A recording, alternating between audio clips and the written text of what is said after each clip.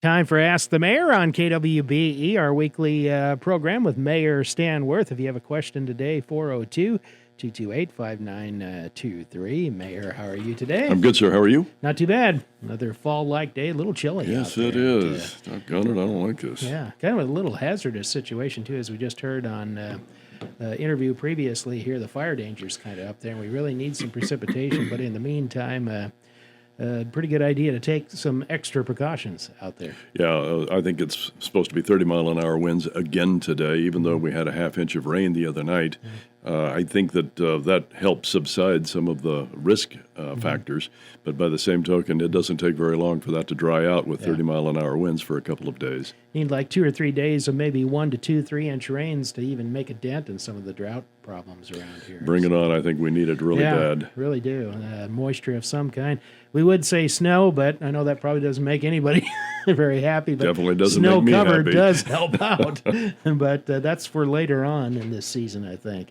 We have a lot of topics to talk about today, and one of the most visible has been the bridge rail replacement project that's been going on the South 77, South 6th Street River Bridge. It's about half done. It's about half done. They are now moving the cones so that they're going to start on the west side of the bridge. They finished the railing on the east side, and the electric department put up the street lamps that will illuminate the bridge once it's all completed. And I think it's just really going to be a nice improvement to our community. Street Superintendent Jason Moore was saying before the Public Works Board meeting yesterday that it's been a little bit more of a struggle with this one because it's a bigger span, but also like the angles and kind of fitting everything onto the side of the bridge. And trying to get the bolts unfastened has been a real challenge. So they can put an impact wrench on one of the three at the joints, the other two that they have to pretty much muscle them off.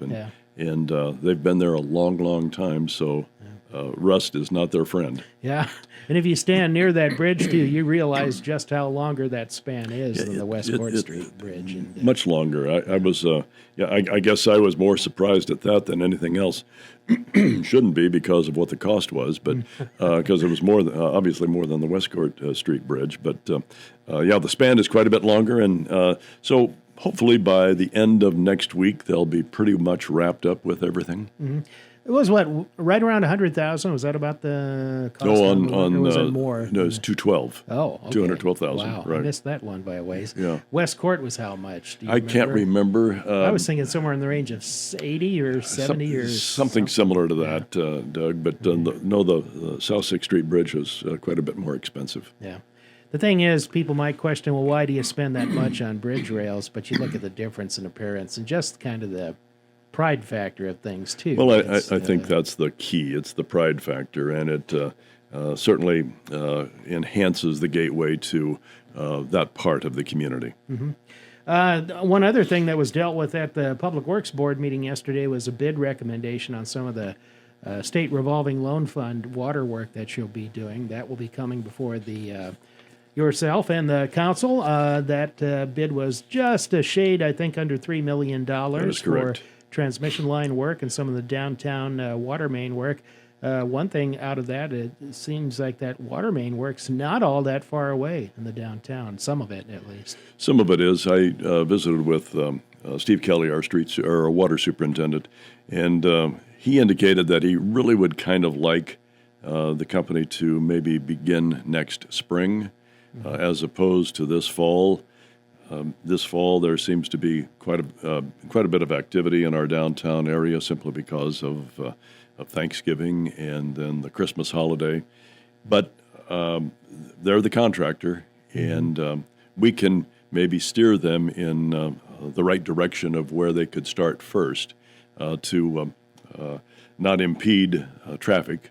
And I think Steve is looking for them to maybe do a 2-block area at a time as opposed to the entire span at one time, just to interrupt traffic for a short span at one time. Kind of sounded like the 4th Street section of it might be kind of the first one. Is that what you're looking at there? Yeah, 4th, Grant to Bell. I think there is a 12-inch main that they're going to put in. And but if they do it in two block sections, I think that would be probably a lot better than trying to do the whole project at once. And then there's others, Court Street, 4th to Hayes Street, and then Market Street, 3rd to 6th. Court 4th to Hayes is a 12-inch line. The other one, 3rd to 6th, is an 8-inch line. There might be some questions among property or business owners about date of start as far as notification of them. How will that be They'll handled? certainly be notified in advance. We'll have to certainly get more definitive dates from the construction company. It's actually a construction company out of Broken Bow, Nebraska. So they will be mobilizing for a period of time first before any work starts, and there will be plenty of notice via Facebook, and also we'll send them notices in the mail and knock on their door if we can't reach them. Any word on how much of the project is actual, trenching, or how much is horizontal boring? Because I know you've done some I think of that most of it's before. going to be horizontal boring, just not to interrupt anything that needs to then be replaced, and the cost of doing that. But I think horizontal boring is going to be something that is going to be utilized pretty heavily. Still have to do the digging to make the connections to That is each correct. property and things like that. So Yeah. there will be some holes in the ground, I guess. There will be through some, that, but hopefully it's minimal. Yeah, okay.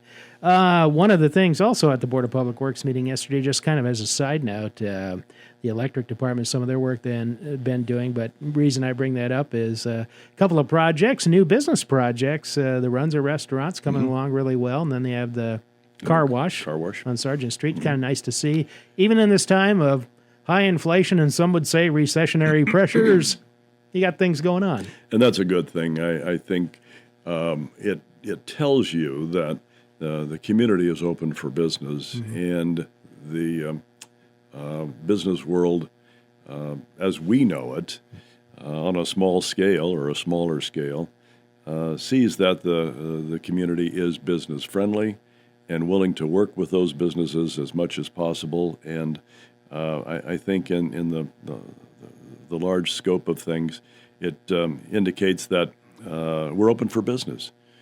And I can't help but believe that the new interchange that is going on in South Lincoln isn't going to spur some interest in surrounding communities, not just Beatrice, but Firth, for instance. Yeah. Crete would be another one. I can't help but believe that enhanced transportation system isn't going to spur additional business, whether it is retail or whether it is industrial related. Anytime you improve access to an area, it probably works in the other direction too. Absolutely. Kind of a nice thing happened this past Friday, although you knew of the award in the summer because Nebraska Main Street had its excellence program that it goes out and considers nominees for various awards during the summer. But one of them was the Beatrice Fire Station. That's correct. So that was kind of nice. It was a real nice State Historical Society gave the award to the fire station, not only for the new construction aspect of it, but utilizing space in our downtown area that is in the State Historical Society or in the Main Street perimeters to utilize space that was not being utilized at the time. The old Cleveland gas station and the Hausman cleaners. Those were areas that were getting really tired. Obviously, the Cleveland gas station wasn't utilized anymore. And so to repurpose that for something that was a betterment to the community is why the award was presented. Sometimes it takes a project being completed like that and some time to go by to take away some of the doubt about, why are you doing that? Why couldn't that be used for small business, residential as it was used? But now you look at it and you look at that block.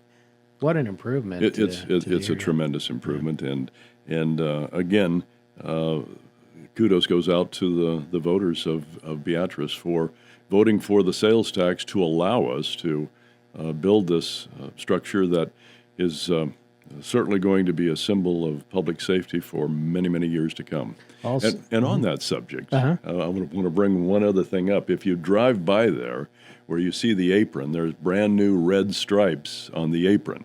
I didn't notice that. Well, I'll have to drive by. Well, there was a lot of other people that certainly noticed that it was a parking spot for maybe just stopping there and going across the street to the convenience store. Well, you can't do that. No, that's... So if you're going to continue to do that, now that it's red striped, you're going to risk getting a ticket. So just note to self.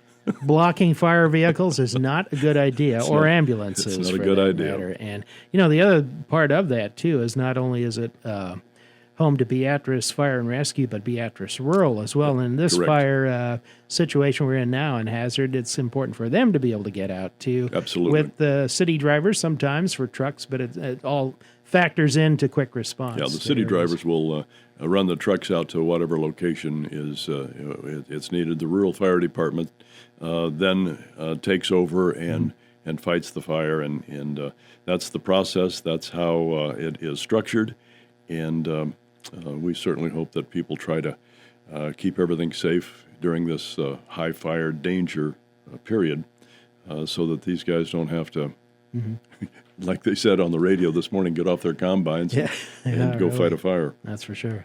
Back with more on Ask the Mayor in just a moment with Mayor Stan Worth. Back on Ask the Mayor with Mayor Stan Worth today, 402-228-5923. If you have a question today for the mayor, I was just checking the board here, see if anybody had called in. Not yet, but maybe somebody will here. Well, we welcome them if they want to give us a call. Sure.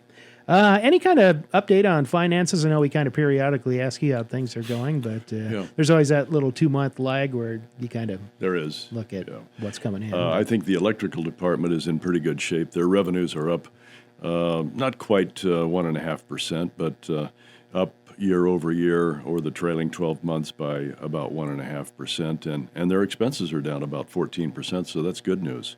As opposed to the water fund, where revenues are up 7%, but expenses are about 8.5% higher.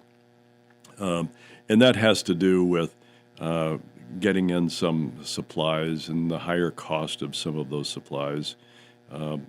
Some of the equipment that we had waited for some period of time now showing up, but so is the increase in the cost. So expenses are up just a little bit, but it's only about a 2% difference between income and expenses, so that's not too bad actually.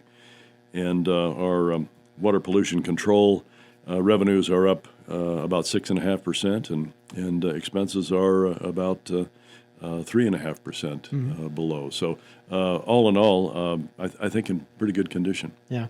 In the Water Pollution Control Department, you have completed some major projects here. You're kind of in a little bit of a lull period right now, or are there other things coming up? There will be other things coming up. There's continual studies being completed, not by us, but by the environmental not the EPA, but Department of Environment and Energy. That's the one. I'm not sure which one's first. It's always the two E's. With the state of Nebraska, and so there is continual permitting processes going on, and if we are in good shape, then we're not going to need to spend any additional money. But my guess is that there will be continual improvements needed to be done. What about sales tax revenue? I don't have those current numbers. Okay. Right. They have traditionally been higher year over year and month over month, and I think that's obviously another good thing. And it tells us that the economy in our community is just doing pretty well. Inflation kind of factors into it too. Cost of without things a doubt. More. So on one hand, we don't like to pay more for things, but on the other hand, it generates some more revenue. It does. Too. So, wanted to ask you about, because I see periodically, just like any other entity, you hire workers, you have to replace positions. And notice on your Facebook page, there's a hiring notice for like police officers from time to time for the Mars organization, sometimes seasonal workers. There's been kind of this kind of fight back and forth between supply and demand of workers out there. How has it affected the city at all? Or do you find people pretty easily, or how does that Well, work? you can find people pretty easily.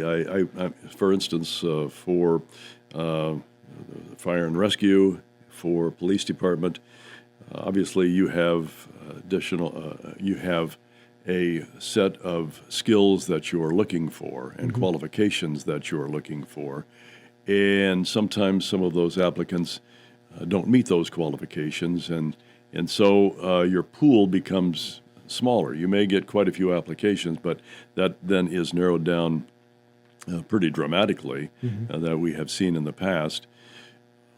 The biggest issue is that we have competition, especially the guys that are single, have more mobility in their lives and can move on to Lincoln, Omaha, Kansas City, and I'm talking about firefighters or police officers, because they're paying more, and we get that. So we're, I guess, looking for those that are a little more stable and want to be a little more stable in a community, raise a family there. Not that we're not looking for single guys either, but it just seems to be a little easier to maintain or keep those that are a little more entrenched in the community. On the non-public service, public safety positions, let's say like Mars, or let's say like Public Works Department, seasonal workers, things like that, basically comes down to you just have to be competitive on hours and pay and things like that. Just like everybody else. Yeah. You're if that's what you want, you're going to have to pay for it. Okay.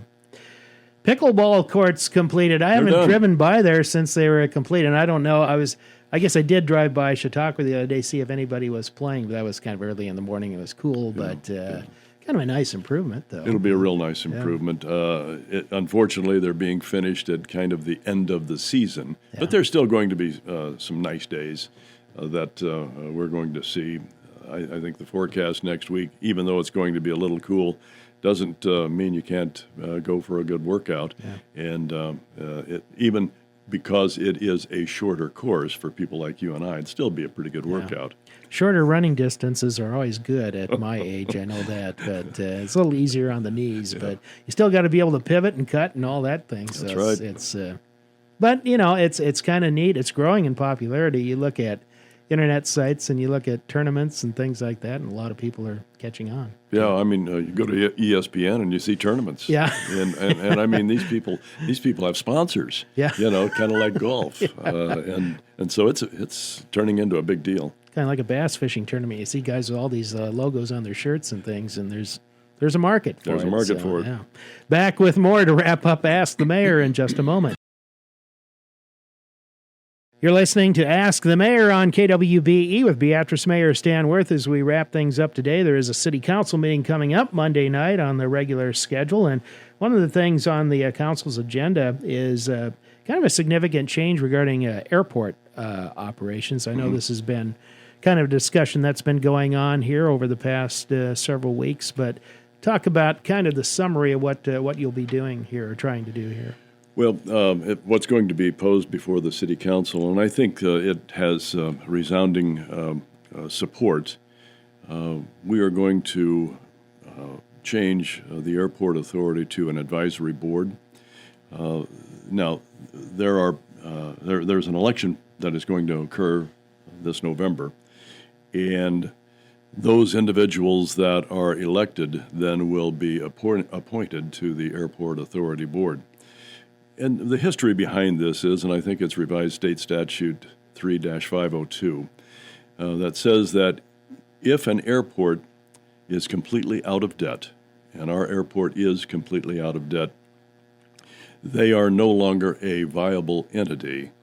And so if you're no longer a viable entity, making contractual agreements, insuring your property, becomes a bit of a problem. So to solve that situation, instead of authorizing a tax assessment for the airport, like the city does on an annual basis, the airport will be consumed in the city's budget. The airport manager, the new manager, Dennis Schmidt, will become a department head, no different than the electric department, water department, WPC. They will become a department head of the city and fall under the umbrella of all the benefits that the city has to offer. And we will continue to appoint members to the airport authority, just like we do the library board and just like we do all the other boards that we have in our community. What do you see as the potential impact for further development of the airport under a new advisory structure? Sure. I think it allows us additional resources, city resources that I think what we want to do is maybe take an overall look at what are the needs of the airport. I understand that there are some 20 aircraft owners that are looking for space, and so there is a waiting list of some 20 individuals. Mm-hmm. There's a pretty good income derived from airport hangar space. And so I think there are some old hangars at the airport that need to be replaced, and I think that there is room and space available for new ones to be constructed and to increase the revenues in that fashion. And we also want to make sure that the airport is kept up to the standards that it needs to be kept up to, and that's where we'll rely on the airport manager mm-hmm. To work with the individuals with the FAA mm-hmm. To inform us as to what needs to be done, and then we figure out how we're going to do it. I think one of the projects coming up, not in the too distant future, too, I think they wanted to make some apron improvements and changing the fuel supply area of the airport to kind of get it to the side and not in the middle. And this change is not going to impede that progress. Mm-hmm. That's going to continue. It's just going to have just a little different look to it, and there'll be a different umbrella. You don't really see any change in how you would, like, for instance, access FAA grant money and things like that. No, so, okay. No. Everything literally stays the same. We just this will be one thing that there won't be. The election commission will not have to put individuals on the ballot anymore. Yeah. Now I'm not saying that was a hassle or any big deal at that time, but it's an appointed board as opposed to an elected board. Okay. Also on the Monday night agenda, action regarding the former JCPenney's building downtown. So we have an offer from a couple of individuals that make up a LLC that has offered to purchase the building from the city for what we purchased it for. And their plan is to repurpose that building and to gut it. If you ever looked in the windows, you can see that it really is in bad condition. They'll gut it. They will then, if it is structurally sound, they'll put a roof on it. Mm-hmm. And all of this is on their own dime. The city's not putting forth any money. And then they're going to do build-outs to try to utilize the space that is there, to modify it enough so that retail rental property is available, mm-hmm. and build it to whatever spec that they have. And I think they've got some people interested in going in there. What it does is it puts that building back on the tax rolls, and it also generates sales tax if retail outlets go into that location.